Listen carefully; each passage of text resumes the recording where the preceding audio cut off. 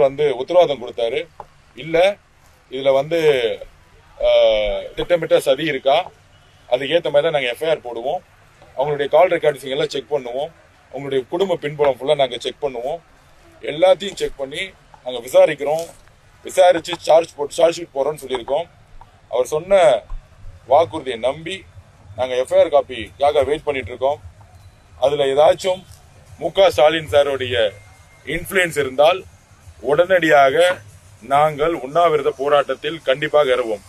இந்த எலெக்ஷன்ல ஜெயிக்கிறது போறதெல்லாம் அதுக்கப்புறம். எங்களை நம்பி பெண்கள் வரும்பொழுது அவங்க மேல ஒரு சிறு தூசி பட்டா கூட நாங்க வந்து சும்மா விட மாட்டோம். அவங்க மேல பாட்டிலே அடிச்சு உடைச்சிருக்காங்க. தலையில பட்டிருந்தா அவங்க உயிரிழப்பு கூட ஏற்பட்டிருக்கும்.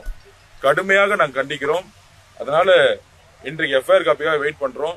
எங்களுடைய பிரச்சாரம் மீண்டும் வலிமையுடன் காலைல பர்மிஷன் வாங்கிட்டோம்ல, எந்த வெஹிக்கிளும் யூஸ் பண்ணாம ரோட்ல நடந்து ஒவ்வொரு தெருவா ஒவ்வொரு வீட்டு நான் போவேன்.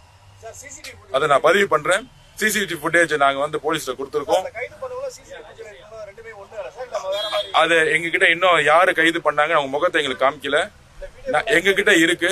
அரெஸ்ட் பண்ணும் பொழுது கண்டிப்பா அவங்க முகத்தை காமிக்கணும். வீடியோ எங்க கிட்ட இருக்கு, ப்ரூஃப் இருக்கு. ஆனா காவல்துறை யாரு அரெஸ்ட் பண்ணாங்கிறது காமிக்கல. நாங்க ஃபுட்டேஜ் கொடுத்துட்டோம். ஃபுட்டேஜ் கொடுத்து கைது பண்ணி வச்சிருக்காங்க. காலையில எல்லா விதமா நாங்க வந்து உங்களுக்கு எல்லாம் நீங்க என்ன சொன்னீங்களோ அதுக்கெல்லாம் நாங்க எஃப்ஐஆர் போட்டு நாங்க வந்து உங்களுக்கு தரோம்னு சொல்லியிருக்காங்க. கொஞ்சம் டைம் கொடுங்கன்னு கேட்டிருக்காங்க. காவல்துறைக்கு நாங்கள் வந்து ஒத்துழைப்பு இப்பொழுது கொடுக்கிறோம். காலையில 10 மணிக்குள்ள இதுக்கான எஃப்ஐஆர் காப்பியும் சிசிடிவி ஃபுட்டேஜ் இருக்கவங்க தான் கரெக்டா அரெஸ்ட் பண்ணிருக்காங்கன்னு சொல்லியிருக்காங்க. காப்பீஸ் எல்லாமே நாங்க கொடுத்திருக்கோம். எங்களுடைய அட்வொகேட்ஸ் டீம் மினிட் நைட்டு தூங்காம நாங்க இதை வாட்ச் பண்ணிட்டு இருக்கோம். கடுமையான நியாயம் கிடைக்கும்.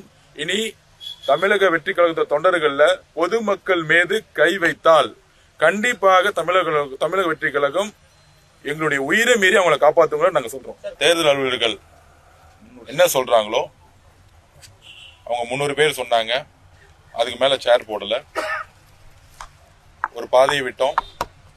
அதே மாதிரி ஒரு அறவழியில எங்களுடைய பிரச்சாரத்தை தொடங்கணும். பிரச்சாரத்துடைய நடுவுல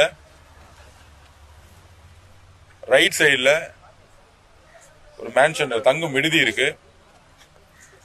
அங்க இருந்து 2 பேர் பாட்டில்களை உடைச்சி தூக்கி எறிஞ்சாங்க. அண்ணன் நாஞ்சில் சம்பத்தன் பேசிட்டு போது இந்த சம்பவம் நடந்துச்சு. இம்மீடியட்டா நம்மளோட நிர்வாகிகள் மாவட்ட செயலர் எல்லாரும் அங்க ஓடினாங்க.